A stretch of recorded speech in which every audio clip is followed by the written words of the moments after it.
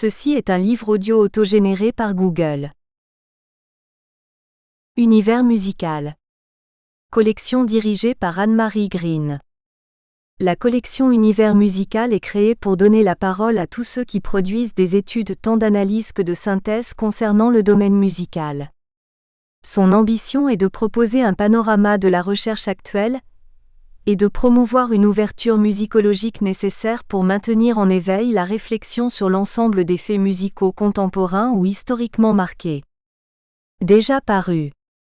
Franck Jedrzejewski, Dictionnaire des musiques microtonales, 1892 à 2013, nouvelle édition revue et augmentée, 2014. Roland Guillon, Jazz et créativité. Au fil des sessions, 2014. Johanna Coppan, Le paysage des chansons de Renaud, 2014.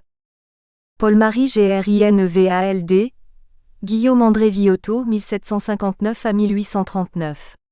Ethnomusicographe de l'Égypte, 2014. Liliana Isabela Postu, La violonistique populaire roumaine dans les œuvres de Béla Bartók et de George Enescu, 2014. Antoine Janot, Le cinéma est-il devenu muet, 2014. Philippe Godefroy, Wagner et le Juif errant, une ontologie. Qu'est-ce qui est allemand? Donner la mort, 2014. Angéline Y accent aigu GNAN Touré G, Le Geboffé d'Afunkaa. Une forme d'expression musicale de Côte d'Ivoire, 2013. Claudie Ricot, Francis Thomé, compositeur créole, 2013. Dominique Arbet, Francis Poulenc et la musique populaire, 2012. Leiling Chang, Dialogue, temps musical, temps social, 2012. Françoise Roygerbouud, Le piano des Lumières, le grand œuvre de Louis-Bertrand Castel, 2012. Yaroslav Kapuscinski, François Rose, Le temps et le timbre dans la musique de Gagakou, 2012. Christophe Baya, Vers amour, pianiste, de Denis à jouer en Josas, 2012. Ladan Tagian EFTEKHARI, Bom Tempo, 1775 à 1842. Un compositeur au sein de la mouvance romantique, 2012.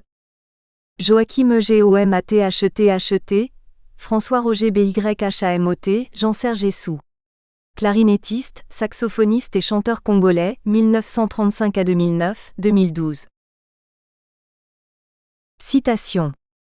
Les citations et extraits musicaux retranscrits dans cet ouvrage sont reproduits légalement, conformément aux droits de citation définis en France par l'article L122-5 CPI du Code de la propriété intellectuelle. Lorsque l'œuvre a été divulguée, l'auteur ne peut interdire. 3 degrés sous réserve que soit indiqué clairement le nom de l'auteur et la source. A. Les analyses et courtes citations justifiées par le caractère critique, polémique, pédagogique, scientifique ou d'information de l'œuvre à laquelle elles sont incorporées. Les écrits ou extraits musicaux d'œuvres d'Émile Goué retranscrits dans cet ouvrage sont reproduits avec l'aimable autorisation des ayants droit du compositeur. Introduction. Philippe Mahler. D'effroyables épreuves amènent certains hommes à sortir d'eux-mêmes, se révélant ainsi des êtres hors du commun. Émile Goué est véritablement de cela. Prisonnier de guerre à l'Oflag XB de Nienburg an der Weser durant la Deuxième Guerre mondiale, sa captivité dura de juillet 1940 à mai 1945. Les conditions inhumaines de détention le fragilisèrent et causèrent sa mort 1 an et demi plus tard, le 10 octobre 1946, à l'âge de 42 ans. Fort heureusement, même si les circonstances furent terribles, cet internement ne ralentit en rien sa production artistique, bien au contraire. À la manière d'un ascète, il parvint à se dépasser et à transcender sa souffrance dans ses écrits et ses œuvres. Sur la 50aine d'opus que Goué laisse à la postérité, près de la moitié fut ainsi composée à l'Oflag. Le plus surprenant est la prise de conscience esthétique que Goué va opérer dans ces circonstances dramatiques, édifiant une doctrine compositionnelle d'une force remarquable, et l'extraordinaire qualité des dernières œuvres qu'il produira, livrant au monde un discours musical éminemment singulier. Toutefois, soyons clairs et intransigeants d'entrée de jeu. L'œuvre de Goué n'est pas ce que l'on nomme de la musique concentrationnaire. Il est capital de toujours garder à l'esprit le postulat suivant. Goué est un compositeur à part entière qui s'est trouvé prisonnier de guerre par la force des choses. La captivité a nécessairement eu une influence sur son travail et son destin, mais son esthétique et sa musique ne trouvent pas leur valeur et leur justification par cet unique biais. Des compositeurs comme Messiaen ou Thiriet ont vécu les mêmes circonstances dramatiques durant quelques mois puis furent libérés, sans que leur carrière se résume au camp de prisonniers. Gouet quant à lui demeura captif tout le long de la guerre et n'eut pas la chance de survivre bien longtemps à son internement, c'est l'unique différence qui existe entre ces artistes. La captivité fut pour beaucoup une période de désarroi et d'inaction. Elle fut pour Gouet une halte qui lui permit de se consacrer complètement à son art, sur lequel il réfléchit longuement. Il donne alors tout son temps à la musique. L'œuvre de Gouet doit donc être appréhendée pour elle-même, avec tout le respect que mérite la production d'un authentique créateur. Ce point étant posé et admis, l'étude des événements ayant bouleversé sa vie et son œuvre pourra se faire sans embâge pour une juste compréhension du corpus gouéen. Quelques éléments biographiques. Il ne nous appartient pas d'entrer dans les détails de la vie de Gouet, son biographe Damien Top s'en est déjà chargé. Rappelons toutefois au lecteur quelques points importants sur notre compositeur afin de rendre à tous accessible la lecture de cet ouvrage. Issu d'une famille d'enseignants, Émile Gouet naît à Châteauroux le 13 juin 1904. S'étant initié plus ou moins seul à la musique dans son jeune âge, il entre au Conservatoire de Toulouse en 1923, classe de contrebasse, solfège et harmonie. C'est dans cet établissement que furent jouées ses premières créations dès 1924. Il reniera plus tard ses œuvres antérieures à 1922 à 1924, juvéniles et sans aucune importance mais dont l'abondance rend compte de la passion pour la composition qui anime le jeune homme. Toutefois, il réutilisera parfois des matériaux de cette période. Il ne restera inscrit qu'un an ou deux au Conservatoire de Toulouse, et sera muté par la suite, en sa qualité de professeur, dans différentes régions de France. Car la carrière de Gouet fut également scientifique et universitaire, une carrière brillante, puisqu'il obtint l'agrégation de physique à l'âge de 25 ans, classé numéro 2, et professeur en classe de mathématiques spéciales au lycée Louis-le-Grand au moment de son décès. Gouet plaçait toutefois sur le même plan ses activités scientifiques et musicales, et ne s'estimait pas moins compositeur que physicien. Arrivé à Paris en 1935, il reçut quelques conseils et encouragements d'Albert Roussel, avant de devenir un des élèves particuliers de Charles Koechlin, contrepoint et fugue, de 1936 à 1938. Sur le plan personnel, il se marie en 1927. L'union est très heureuse et son épouse Yvonne lui donne 3 enfants, Michel 1932 à 2010, Bernard 1934 et Françoise 1936. L'avenir devait alors apparaître relativement radieux à ce jeune compositeur très prometteur, comblé par sa vie de famille et sa carrière professionnelle en devenir. Suite à la dégradation des échanges internationaux, Gouet fut mobilisé dès 1938. La Deuxième Guerre mondiale éclate l'année suivante. Lieutenant dans une batterie de repérage par le son, il est capturé le 25 juin 1940, coup du sort, jour même de l'entrée en vigueur de l'armistice. Il a 36 ans.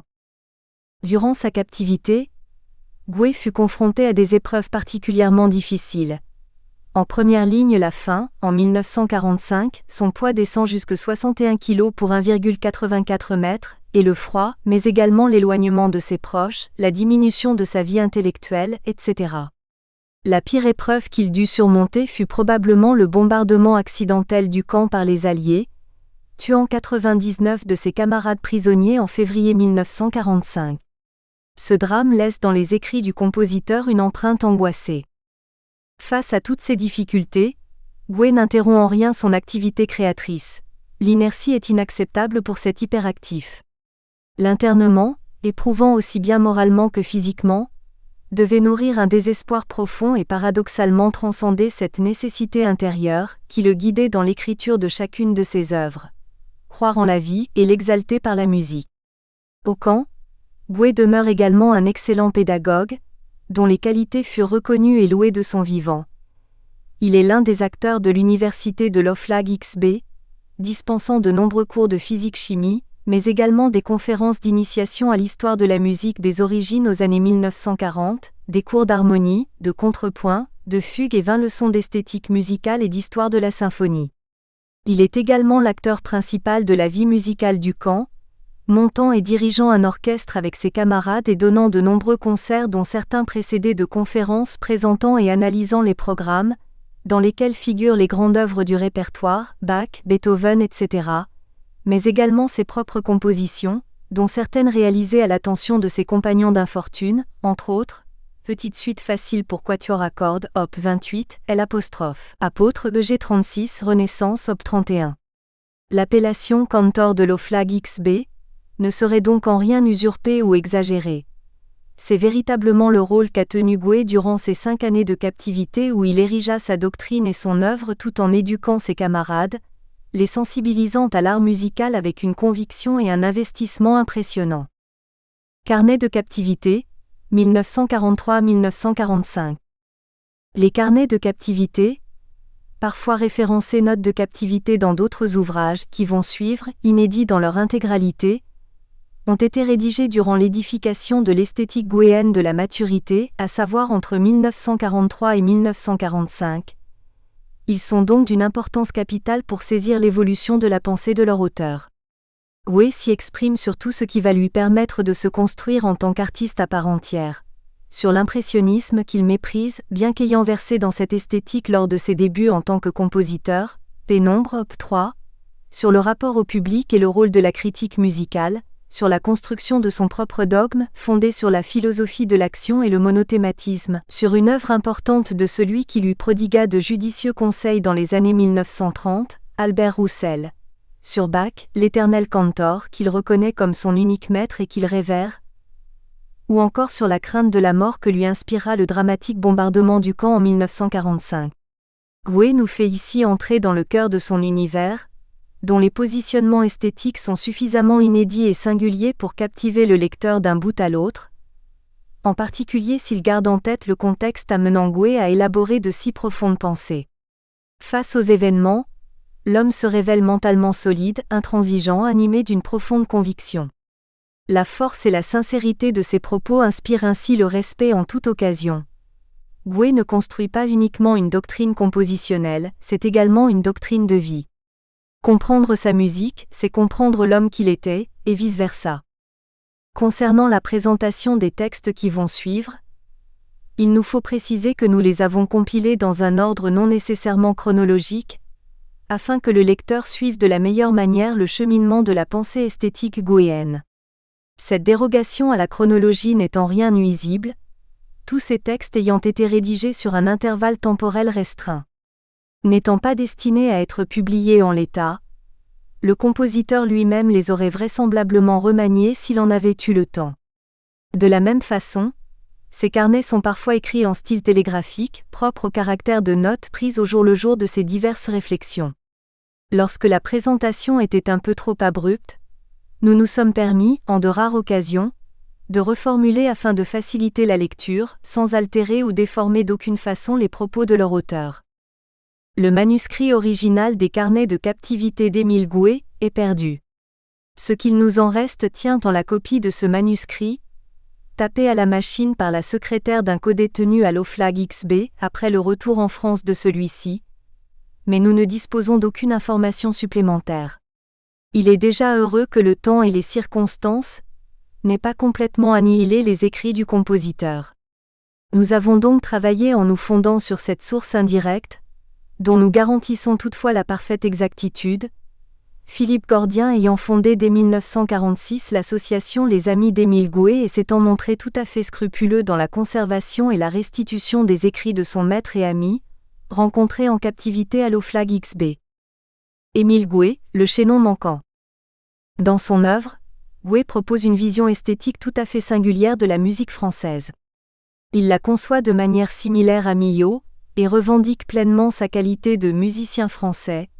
Toutefois, il reconnaît lui-même en 1944, presque à la manière d'un aveu, qu'il n'appartient pas à la tradition Couperin-Ravel. Sa musique en effet s'en distingue de plus en plus nettement tout au long de son évolution stylistique et personnelle, un style que ses singularités rendent par ailleurs assez immédiatement identifiable. Son goût pour le contrepoint et la forme domine son corpus. Bach est son maître absolu, musicalement et philosophiquement. Toutefois, il serait parfaitement erroné d'affilier Goué au retour à Bach éphémère des années 1920. Ses conceptions de l'art musical sont bien plus profondes. Émile Goué estimait consubstantiel au tempérament français, par tradition, l'affirmation de la tonalité, mais une tonalité élargie allant sans complexe jusqu'à la polymodalité. Les ressources infinies de l'écriture contrapontique lui permettaient une multitude de combinaisons des thèmes. Ses passionnantes réflexions théoriques sur la forme prolongent celles de Vincent d'Indy. Son tempérament de construction soucieux d'unité lui fit préférer l'utilisation d'un seul thème engendrant toute l'œuvre, à l'exemple de Bach.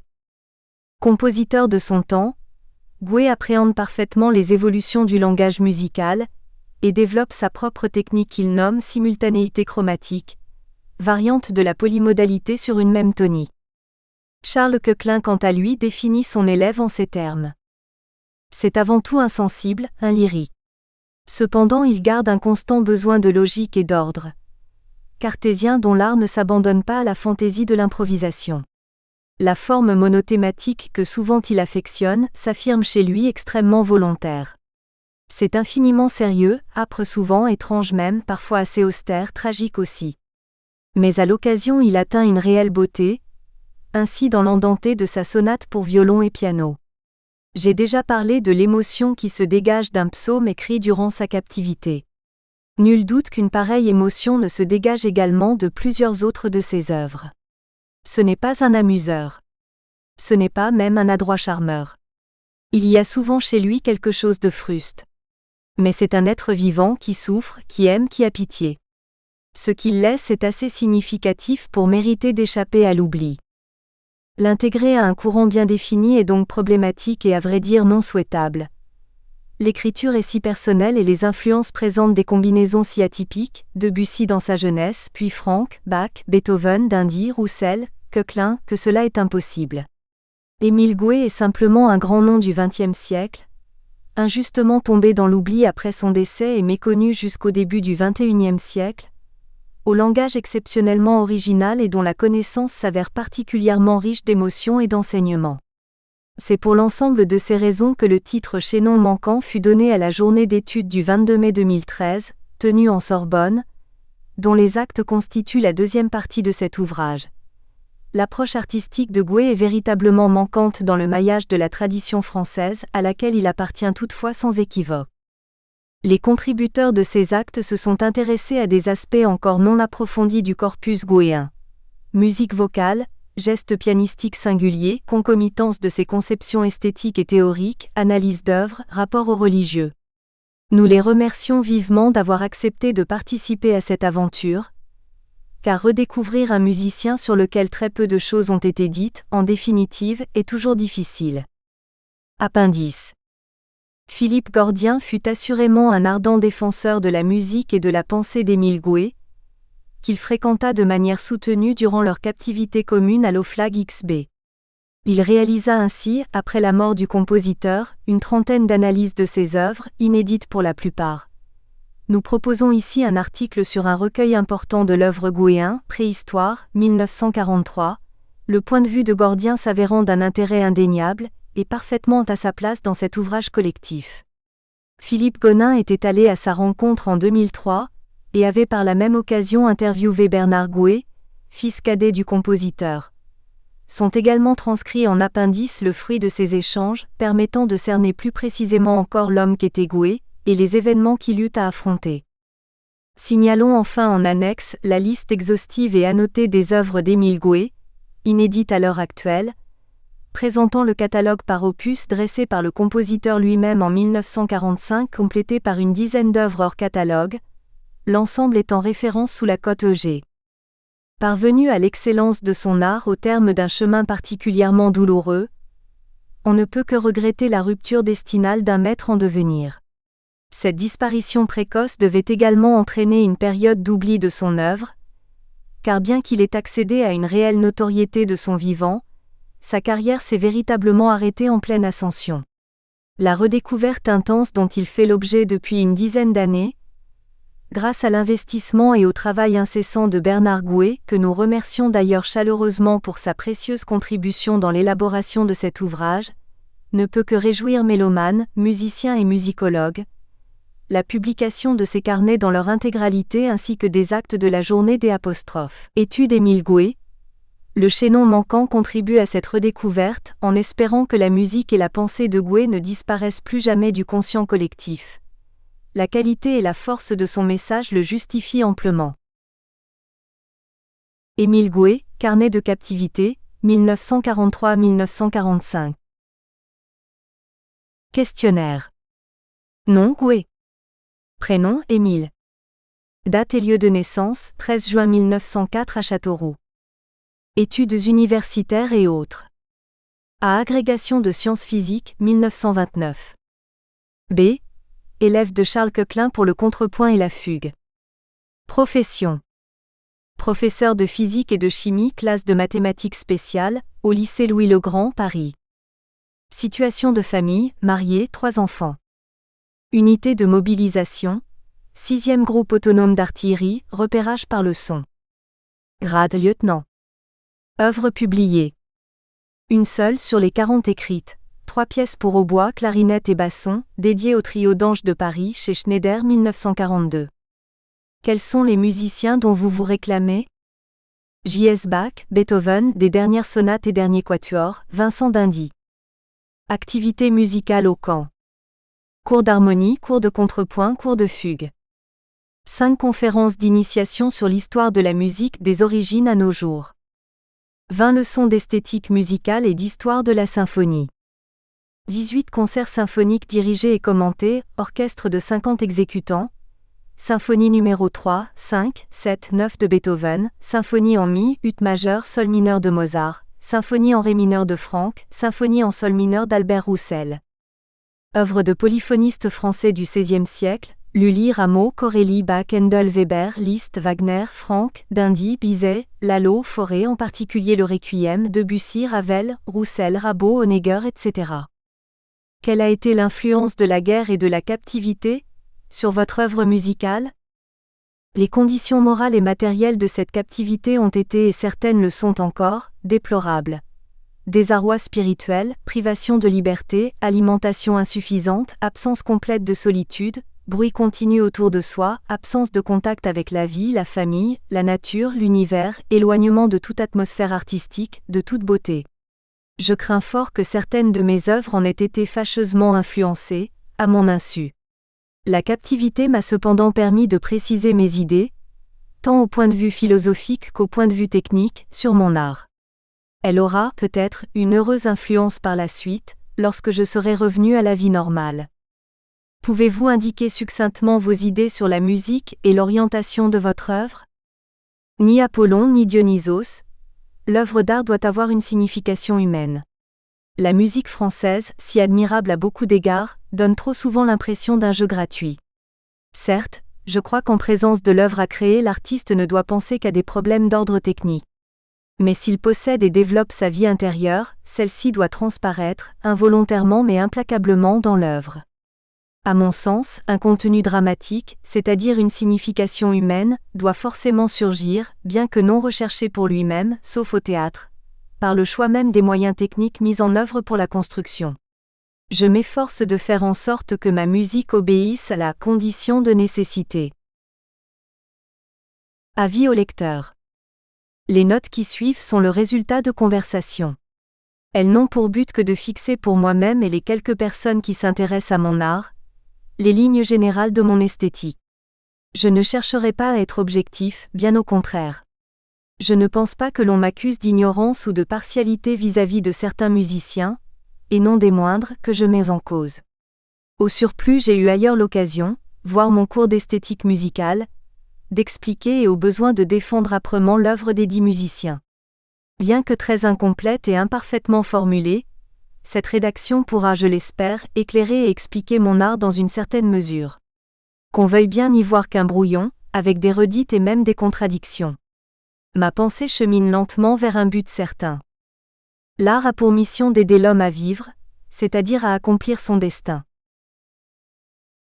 Contre l'impressionnisme en général, et les quatuors de Debussy et Ravel en particulier. Un jour que j'étais en verve, je proposai de baptiser le quatuor de Ravel, le second quatuor de Debussy. Boutade? Si l'on veut, essayons cependant de nous expliquer. Certes, le quatuor de Ravel témoigne déjà par certains côtés de l'esthétique de son auteur. L'impressionnisme de Ravel est plus froid, plus transparent que l'impressionnisme de Debussy. Ravel cherche et obtient la sensation rare. Mais dans son quatuor, qui date de sa 20e année, ces caractéristiques n'existent encore qu'à l'état d'ébauche, à tel point que certains passages de l'œuvre semblent directement issus de son aîné. Que le quatuor de Debussy ait eu une immense influence sur la production moderne française, personne ne saurait le nier. Mais toute la question est de savoir si en fin de compte, cette influence n'a pas été plus nuisible qu'utile. L'impressionnisme est un art de miniaturiste, révélant une doctrine philosophique que j'appellerais doctrine du rêve, par opposition à la doctrine d'action, qui est celle de Bach ou de Beethoven. Cette doctrine du rêve ou de l'oubli prétend nous charmer, nous transporter dans un domaine féerique. À chaque instant, il s'agit d'attirer l'oreille et la sensibilité par de nouvelles et captivantes sonorités. Or les matériaux adéquats à une telle conception sont trop minces pour permettre aux musiciens impressionnistes d'aborder le grand sujet, de musique formelle. Ravel et Debussy n'ont point fait œuvre de musique pure. À la vérité, dans le domaine de cette musique pure, ils ont à leur actif chacun un quatuor, et c'est à peu près tout. Encore le dit quatuor n'en est-il pas un. C'est en vertu d'un quiproquo, d'une confusion des genres que nous dénommons après leurs auteurs, quatuor à cordes, les œuvres de Debussy et de Ravel. Il s'agit dans les deux cas d'un poème symphonique en plusieurs parties pour quatuor à cordes, ou encore mieux, d'une suite en 4 parties pour quatuor à cordes. Mais l'appellation véritable étant inusitée, nous nommons quatuor à cordes tout ce qui est joué par 2 violons, un alto, un violoncelle. Au reste, ni Debussy ni Ravel n'ont écrit de symphonie, de sonate pour piano, car pour l'orchestre, il existe, à côté de la symphonie, le poème symphonique ou la suite, et pour le piano, la suite ou le morceau de genre, et il n'est pas possible d'appeler symphonie ou sonate ce qui n'en est pas une.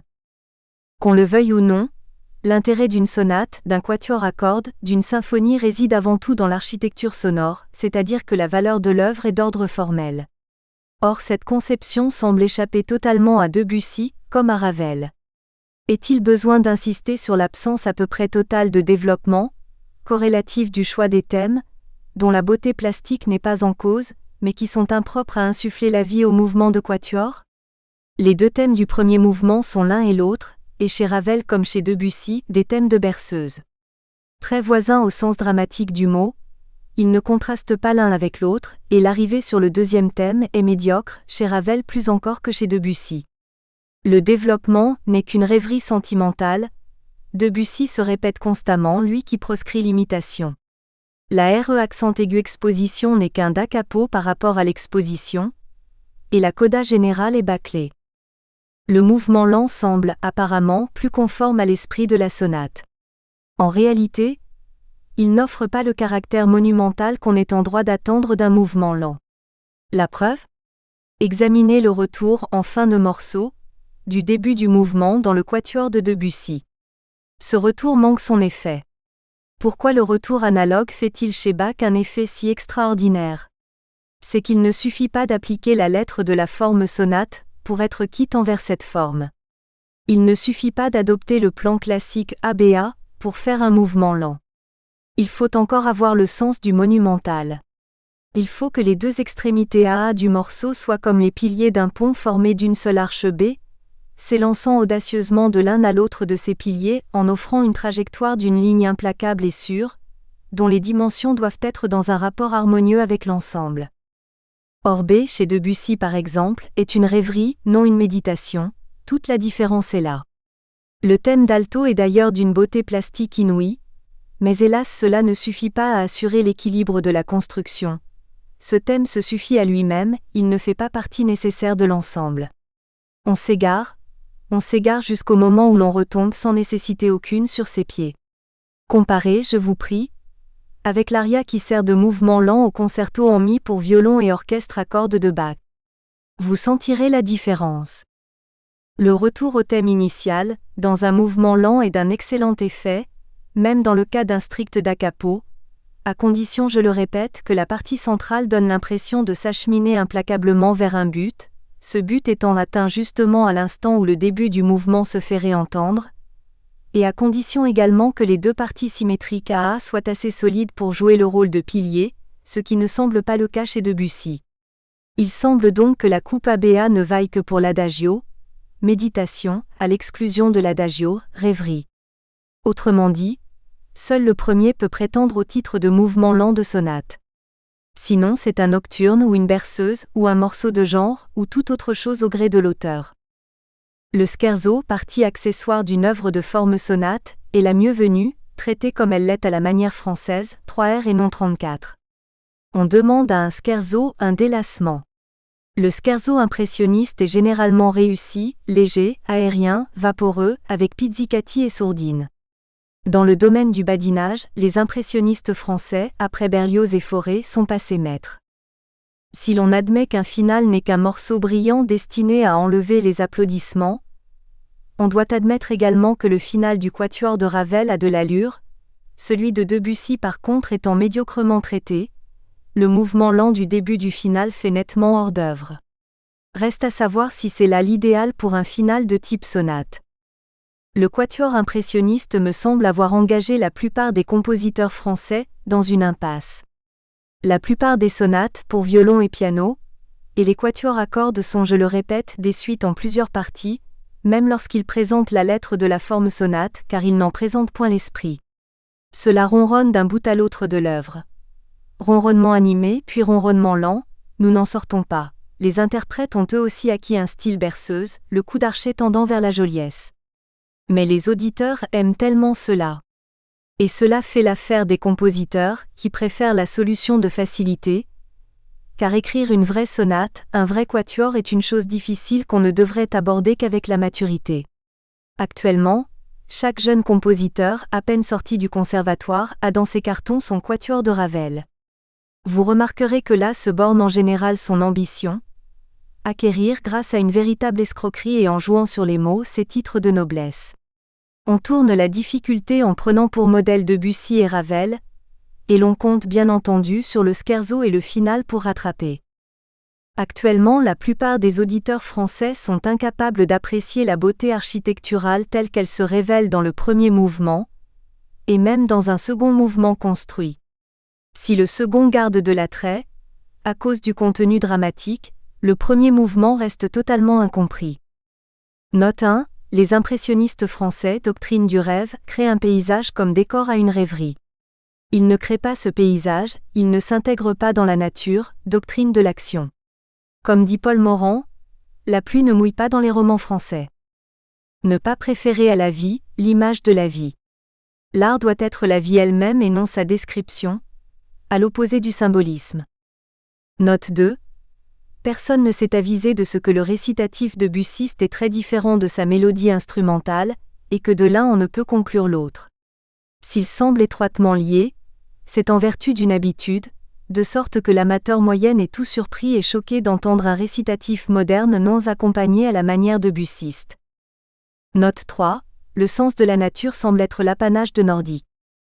La doctrine du rêve, de l'art pour l'art, est née du pessimisme blasé, du renoncement à la vie à l'effort dans les années 1880 à 1900, énervement, découragement, crise de la civilisation occidentale, fatigue de vivre, vanité de l'effort. L'art pour l'art est dangereux. On s'écarte de la vie. Romain Rolland n'a pas tort. Cependant attention, on risque de tomber de Caribe dans Scylla. Le romantisme ne retient de la vie que l'anecdote, le potin de concierge. Imagerie d'Épinal, illustration, littérature. Faut-il plaire au public ? On entend souvent dire d'un artiste, c'est un modeste. Lorsqu'on le complimente sur une de ses œuvres, il garde toujours une extrême réserve. Eh bien, bonnes gens, vous vous méprenez complètement sur le sens du silence de l'artiste. Si celui-ci ne dit rien, c'est qu'il n'accorde généralement aucune espèce de valeur à votre jugement. Certes, il sera toujours heureux de constater qu'il rend service par son œuvre à un de ses semblables. C'est même généralement pour lui la seule façon de donner quelque chose à la société. Mais vous vous trompez du tout au tout si vous croyez que votre critique, bonne ou mauvaise, peut avoir une influence quelconque sur son art ou sur son propre jugement concernant l'œuvre en question. Un artiste parvenu à la maturité sait très bien ce qu'il fait, et la valeur absolue de ce qu'il fait. Seul le jugement de ses pairs peut avoir un certain intérêt pour lui, et encore. D'ailleurs en musique, le public français est absolument inepte. Alors qu'en littérature par exemple, il fait preuve d'un certain goût et fait montre d'une certaine hiérarchie des valeurs, en musique il prend avec une facilité déconcertante des vessies pour des lanternes. Personne en littérature ne met Michel Zamacoï sur le plan de Baudelaire.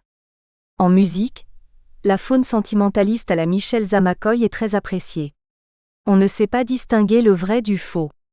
On s'extasie sur le génie divinateur de Mozart qui, à 10 ans, compose un opéra où l'on traite de l'amour, sans se douter que dans le dit opéra tout est faux et conventionnel, ce qui est d'ailleurs naturel de la part d'un enfant, même de génie. J'ai cru trop naïvement que l'amateur moyen, dont j'ai déjà parlé, cessait de l'être dès l'instant que son horizon s'élargissait par la connaissance de la musique moderne. Hélas, j'ai dû déchanter. Ce n'est pas la connaissance de Debussy, Ravel, ou des contemporains qui est susceptible de changer quoi que ce soit à l'état d'esprit de l'amateur moyen. Je dirais même que la connaissance de la musique moderne rend l'amateur moyenne encore plus insupportable, et ce n'est pas peu dire. Car l'amateur moyen de type classique possède, sans qu'il s'en doute, un complexe d'infériorité dû à l'ignorance qu'il a de la musique moderne. L'amateur moyen du type moderne étale sa suffisance et son intransigeance. L'un et l'autre du reste n'ont aucune idée de la forme, voire la note en fin de l'article, et voient dans la musique la mélodie accompagnée, un point c'est tout. L'un comme l'autre adore juger et donner son jugement sur une œuvre nouvelle, car bien entendu les classiques sont tabous, et sur cette question l'auditeur moyen reçoit toutes faites ses idées. Et ce qui est déplaisant dans le jugement de l'amateur moyen, ce n'est pas le fond, dont le vrai artiste n'a cure, que la forme, la manière dont le jugement est formulé. L'amateur moyen fait bien sentir qu'il traite d'égal à égal non seulement avec l'artiste, ce qui est déjà inadmissible, mais encore avec l'œuvre, ce qui est intolérable, si ce n'est pas tout bonnement ridicule. Il ne se doute pas, l'amateur moyen, que l'artiste réfléchit constamment sur le pourquoi et le comment de son œuvre, et qu'il possède par rapport à lui, amateur moyen, une sensibilité incomparablement plus aiguisée. Avant de juger, que l'amateur moyenne essaie donc de connaître. Or, la connaissance de l'œuvre ne se fait pas par un seul contact. Vous ne pouvez tout de même pas connaître en 15 minutes d'audition une sonate qui a demandé 6 mois de composition, vous entendez bien, 6 mois de méditation, de tâtonnement, de réflexion, 6 mois remplis de problèmes posés et résolus. Et même si vous arrivez à connaître l'œuvre, cette connaissance n'est pas encore complète. Il lui manque la connaissance des œuvres qui l'encadrent. Vous ne pouvez pas connaître la doctrine esthétique de l'auteur, qui a demandé des années d'élaboration instructive, suivie de méditation lucide, sans faire un certain effort.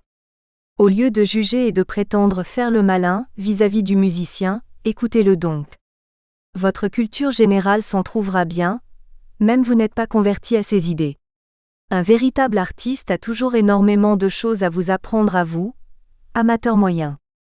Comprenez enfin que lui n'a pas besoin de vous, alors que vous avez besoin de lui. L'initiation de l'amateur moyen, opération qui lui permettra de quitter ce caractère pour celui d'amateur cultivé, éclairé, est extrêmement difficile pour la raison bien simple que l'amateur moyen ne veut pas être initié. Il ne peut admettre que sa sensibilité doit être éduquée. Il est très chatouilleux sur ce chapitre. Il tient à ses erreurs, à sa crasse. En particulier, il répugne à admettre cette première vérité fondamentale. L'inspiration réside dans le choix heureux des moyens techniques utilisés pour la confection de l'œuvre, choix qui dépend naturellement du tempérament de l'artiste et de son état du moment.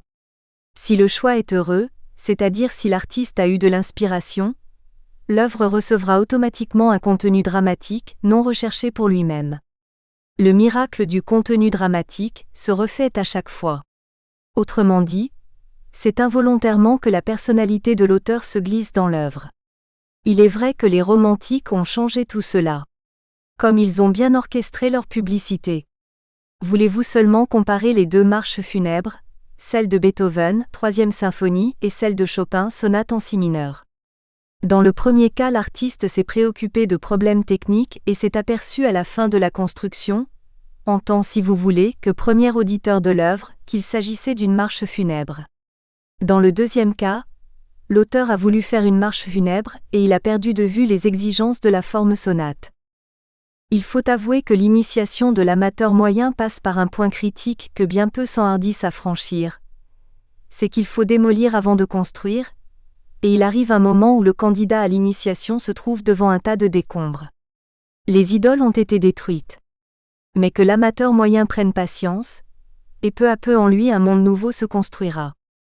Car il s'agit dans cette opération d'un déplacement des valeurs. Il lui faudra apprendre entre autres à savourer un beau contrepoint, une belle construction. Alors, mais alors seulement, le compositeur, l'artiste créateur prêtera une oreille moins distraite aux propos plus modestes de celui qui désormais ne sera plus un amateur moyen. Actuellement, j'en suis à admettre qu'il faut prendre exactement le contre-pied du jugement de l'amateur moyen. Ce que je considère comme mes meilleures œuvres sont incomprises par lui. Par contre, il aime fort celles que je considère comme moins bonnes. C'est toujours la même chose. L'auditeur moyen n'a cure de l'architecture musicale, il faut charmer, charmer, encore charmer. On en arrive, pour le satisfaire, à la théorie dite pompeusement du jaillissement continu d'idées, chère aux compositeurs italiens contemporains comme De Juste, et qui est tout simplement la doctrine de Nous espérons que vous avez apprécié cet aperçu. Pour continuer à écouter ce livre audio sur Google Play Livres, utilisez le lien dans la description de la vidéo.